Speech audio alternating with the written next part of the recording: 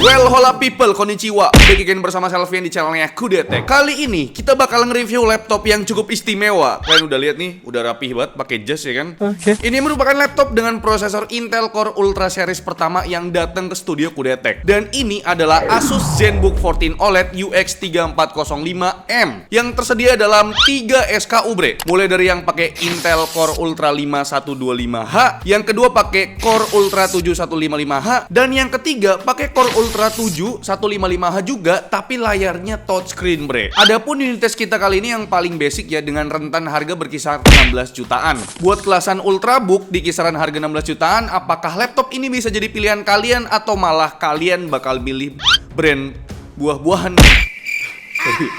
Di kisaran harga 16 jutaan, apakah laptop ini bisa jadi pilihan kalian atau malah kalian milih brand buah-buahan itu yang buah itu? Macam tak betul je budak ni. Yuk langsung aja kita bahas.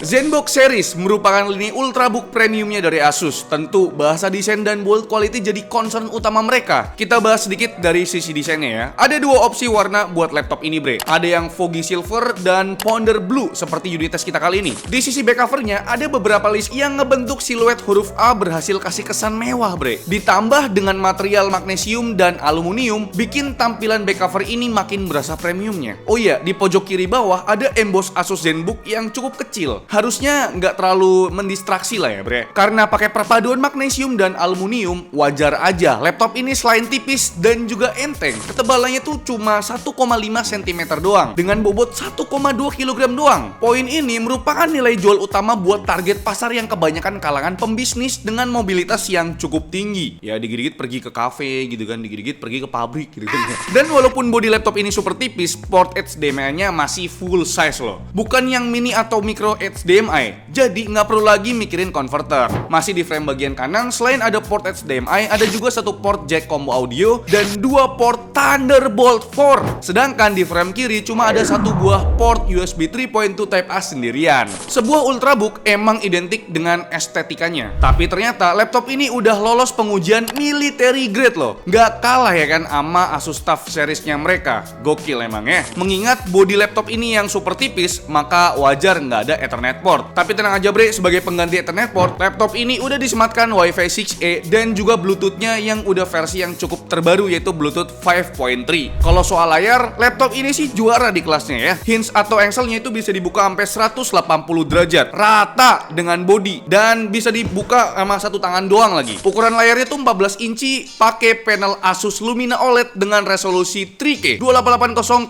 x 1800p. Asus nyebutnya sih ya tadi resolusinya 3K. Agak berbau gimmick marketing emang ya, tapi nggak apa-apa lah. Terus panel ini punya refresh rate up to 120 Hz yang bisa kita set dynamic biar bisa jalan di 60 Hz dengan tujuan menghemat baterai ya. Buat data color berdasarkan pengujian kita, karena ini panel OLED, jelas coverage gambutnya tuh sangat sempurna. Begitupun buat data brightness-nya. Minimum brightness pada panel OLED ini jelas 0 nits ya kan, nggak hidup tuh. Karena panel OLED menggunakan teknologi full array local dimming, yang artinya ketika di set minimum brightness berarti seluruh panelnya mati dan tentu hitamnya beneran hitam pekat bre. Terus buat maksimum brightness panel ini tembus 400 nits, angka yang cukup tinggi buat sebuah panel laptop. Dan buat angka rasio kontrasnya jelas cukup tinggi, tapi dengan angka white point yang masih nggak sesuai target 6500 Kelvin. Dan terakhir buat data akurasi warna, ternyata masih ada beberapa warna yang miss melebihi 3 delta E, tapi overall udah cukup akurat dengan rata-rata di angka 1,78 delta E bre. Turun ke bagian keyboardnya, tentu pakai layout keyboard 68% layaknya laptop 14 inci lainnya. Tombol powernya di sini menyatu. Terus buat arrow key-nya cuma setengah nih, biar area keyboardnya tuh fit, nggak meluber bre. Dan yang terpenting, keyboard ini punya backlit dengan 4 level brightness. Oh iya, ada detail kecil menarik di tombol F8 buat shortcut akses emoji nih. Unik nih ya, ada shortcut buat emoji sendiri. Geser ke touchpad-nya, posisinya center dengan area yang terbilang luas buat laptop 14 inci bre. Tipe surface-nya nih licin, biar lebih gampang buat handling kursornya. Terus touchpad ini polosan aja tanpa fingerprint sensor. Berarti security biometrik laptop ini cuma face unlock aja via Windows Hello nih bre. Sedikit kita ngebahas soal webcamnya. Ini agak beda bre. Selain dilengkapi dengan cover lens, di laptop ini juga punya beberapa sensor sekitar lensa webcamnya. Banyak banget. Ada infrared kamera, terus ada infrared blaster, dan juga ambient sensor. Buat infrared kamera dan infrared blaster tentu diperlukan buat login biometrik yang lebih akurat dan lebih cepat dalam kondisi cahaya yang minim minim. Sedangkan ambient sensor berfungsi sebagai auto adjustment screen brightness. Jadi kalau di kondisi ruangan gelap, brightness-nya tuh bakal ngeredup. Sedangkan di ruangan yang agak terang, brightness-nya bakal naik nih atau meningkat. Spesifikasi webcamnya sendiri pakai lensa beresolusi 2 megapiksel yang mampu merekam video up to resolusi Full HD 30 fps. Dan nggak ketinggalan, webcam di laptop ini udah support Windows Studio Effect berbasis AI yang punya 3 fitur andalan bre, seperti auto framing, background blur, dan eye contact. Tapi buat fitur ketiga ini kayaknya belum optimal nih. Dan soal mikrofonnya, tentu udah stereo mikrofon yang juga disematkan fitur AI noise cancelling bre. Oh iya, fitur bawaan yang berbasis AI tadi udah dijalankan oleh NPU, Intel AI Boost. Jadi nggak memberatkan CPU lagi nih bre. Dan buat speaker, jelas sebagai ultrabook, speaker di laptop ini dapat perhatian besar dari Asus bre. Sepasang speaker hasil tuningan Harman Kardon ini punya kualitas level yang ya papan atas. Untuk sound kualitasnya langsung aja dengerin dah.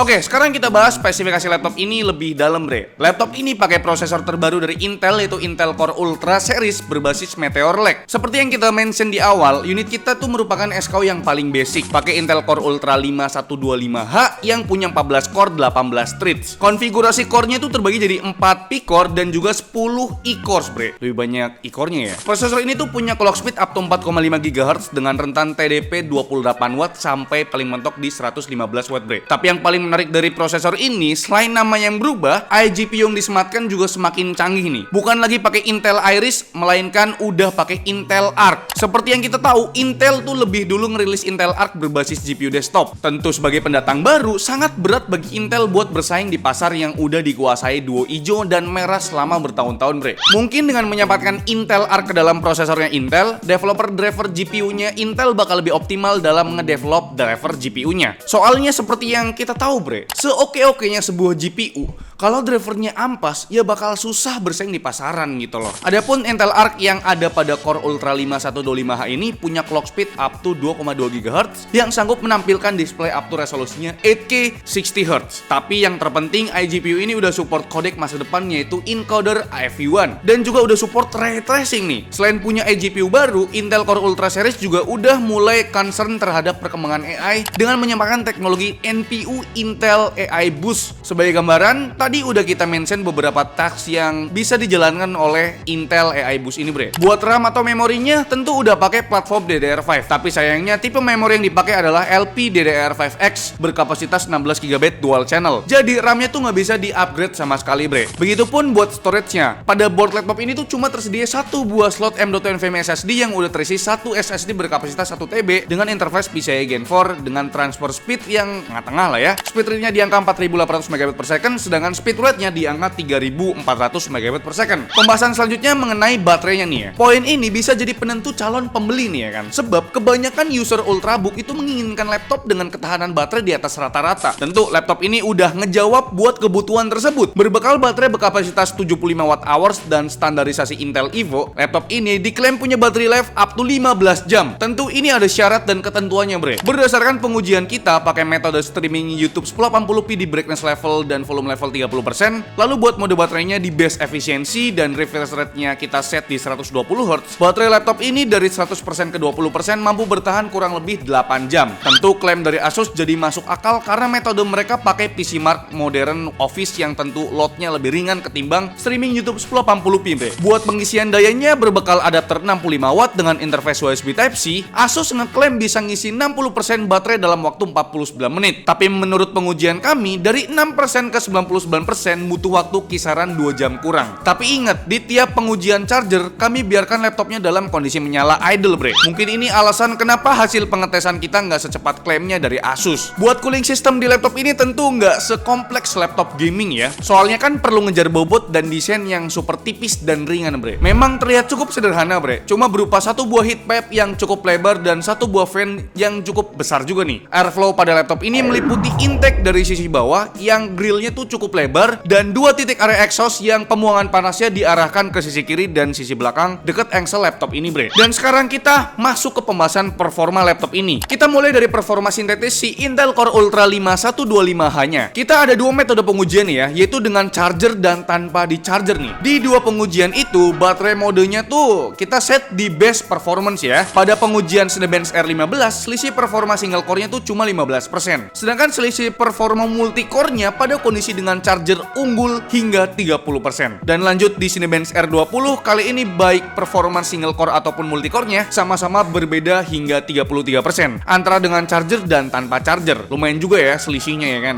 Sebagai pembanding, performa Intel Core Ultra 5125H ini unggul sekitar 7%-an dari Core i5 13500H yang ada di unit Swift 14 dan Ryzen 7 7730U di unit IdeaPad Flex 5. Lanjut buat bahas performa eGPU-nya berdasarkan benchmark sintetis 3D Mark, sama halnya dengan performa prosesor. Ketika dengan charger, performanya itu unggul cukup jauh hingga 7,5% jika dibandingkan tanpa charger. Sebagai perbandingan, bre, kita compare dengan eGPU Intel Iris Xe yang ada pada Core i7 13200H di unit Prestige 14 Evo. Intel Arc Graphics di prosesor ini unggul sekitar 23% di Firestrike Ultra dan unggul 50% di Time Spy Extreme. Dan tentu aja Intel Iris belum bisa jalanin Port Royal yang merupakan pengujian ray tracing, bre. Next, buat urusan produktivitas, tentu laptop ini masih kewalahan buat kerjaan 3D nih ya. Di tes render image scene BMW, laptop ini membutuhkan waktu render hampir 4 menit lamanya. Tapi kalau buat sekedar editing video, tentu laptop ini masih sangat sanggup, bre. Buat preview footage 4K juga udah masih sanggup lah ya. Lancar jaya walaupun harus di set setengah preview. Terus render time video 4K berdurasi 1 menit cuma butuh 1 menit 12 detik. Ya hampir 1:1 lah ya, bre ya.